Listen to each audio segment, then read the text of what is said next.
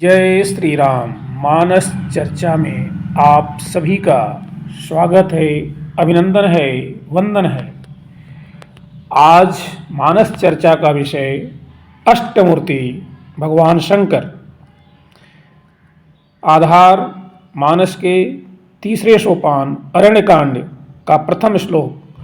मूलम धर्म तरोर्विवेक जलधेह पूर्णेन्दुमानन्ददं वैराग्याम्बुजभास्करं हि अघघन्ध्वान्तापहं तापहं मोहाम्बोधरपुगपाटनविधौ स्वः सम्भवं शङ्करं वन्दे ब्रह्मकुलं कलङ्कशमनं श्रीराम भूप प्रियम।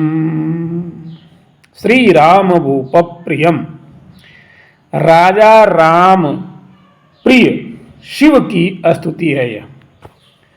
हम कहें श्री राम जिनको प्रिय हैं उनकी स्तुति है। मूलम धर्म के मूल कौन?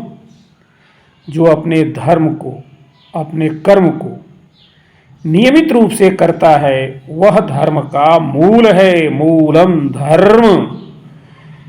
यहाँ यज्ञ करने वाले, धार्मिक काम करने वाले और अन्य कर्म करने वाले सभी लोग, जैसे हमारे अन्नदाता आदि आ जाते हैं, तो कर्म स्वरूप भगवान शंकर की वंदना सबसे पहले की गई है। इसलिए हम कहेंगे धर्म करने वाले और कर्म करने वालों की पूजा होनी ही चाहिए।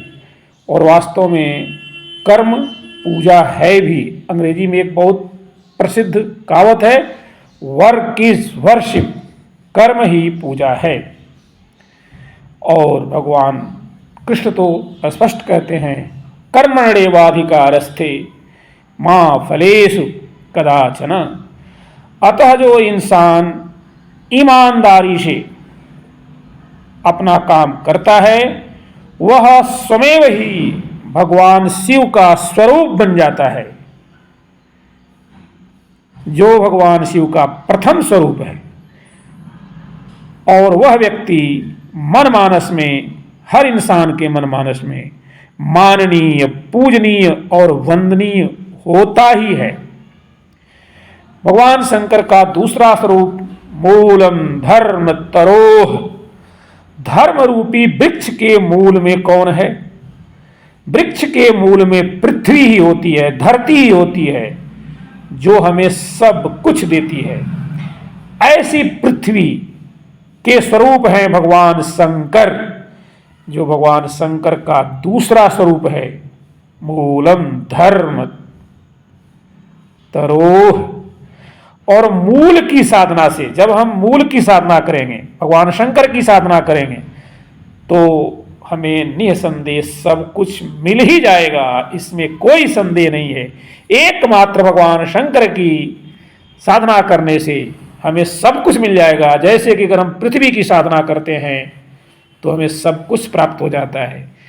रहीम जी ने बहुत ही सुंदर ढंग से यह बात कही, एके साधे सब सधे, सब साधे सब जाय, रहीमन मूल ही सींचिवो, फूलय फलय अघाय।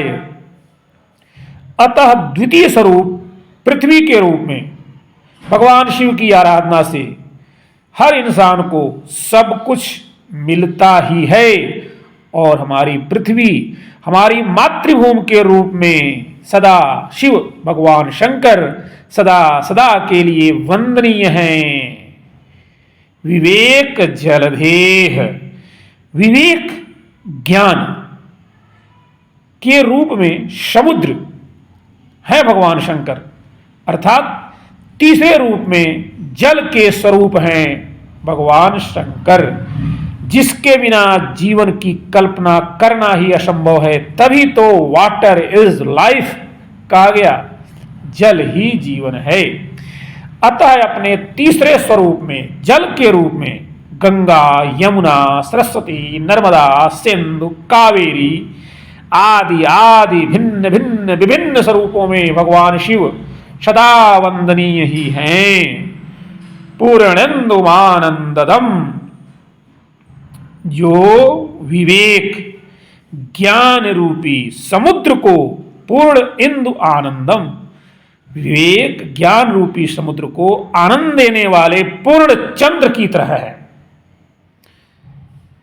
अब बात पूर्णेन्दुमानंददम, पूर्ण इंदु है, और पूर्ण इंदु मतलब पूर्णिमा के चंद्र की तरह है भगवान शंकर। और चौथे रूप में, अब यहां एक बात और ध्यान आ गई, पूर्ण चंद्र कैसे कहा गया? पूर्ण चंद्र अर्थात पूर्णिमा का चंद्रमा। पूर्णिमा के चंद्रमा के दिन समुद्र में ज्वार भाटा आता है, क्योंकि समुद्र आनंदित हो जाता है पूर्ण चंद्र को देख करके।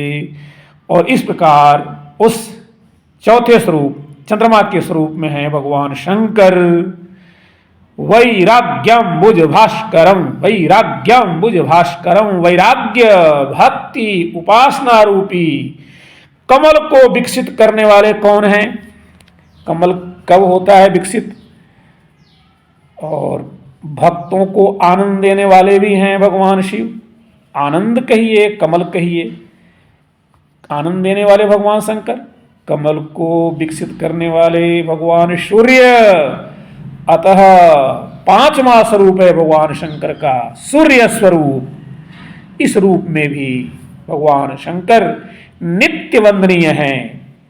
ही अघ घन धन तापहन तापहन, पाप रूपी घोर अंधकार का निश्चय ही नाश कर देते हैं। सूर्य के तेज अर्थात छठे स्वरूप में, छठा स्वरूप है अग्नि का। अग्नि स्वरूप क्या करता है? सभी चीजों का नाश कर देता है। भगवान शंकर का यह स्वरूप अग्नि स्वरूप है। भगवान शंकर अग्नि स्वरूप में भी नित्य वंदनीय हैं। धर्म से पाप का नाश, सूर्य से अंधकार का नाश और चंद्रमा से तापों का नाश, अर्थात तीनों दैहिक, दैविक, भौतिक, इन तीनों तापों, कष्टों को दुख हरने वाले हैं महादेव भगवान शंकर। मोहाम्बोधर पुग पाटन विधौ स्वः संभवम शंकरम, मोहाम्बोधर पुग पाटन विधौ स्वः संभवम शंकरम।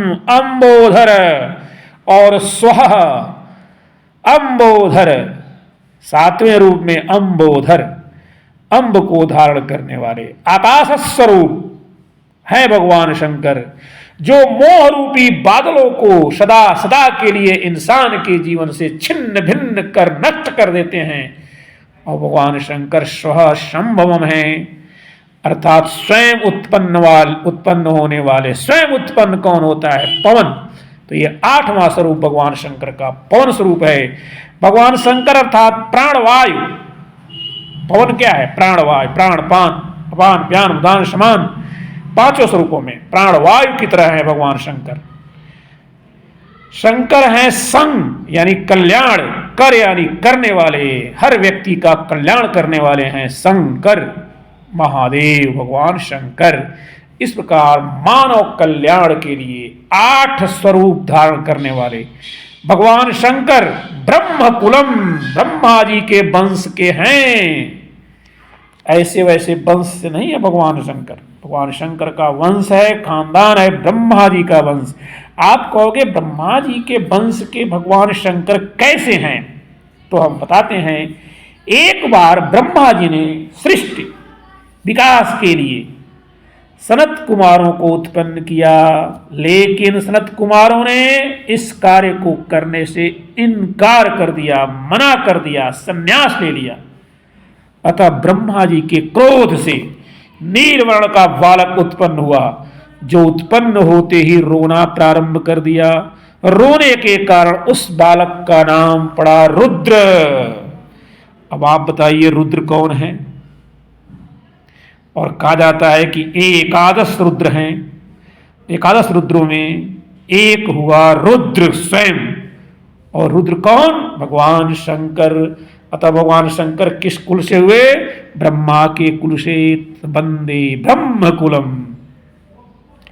कलंक समनम, किसी के कलंक का नाश करने की अगर शक्ति है तो वह है भगवान शंकर में।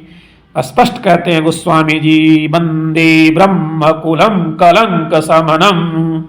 सभी प्रकार के कलंक का नाश करने वाले हैं भगवान शंकर।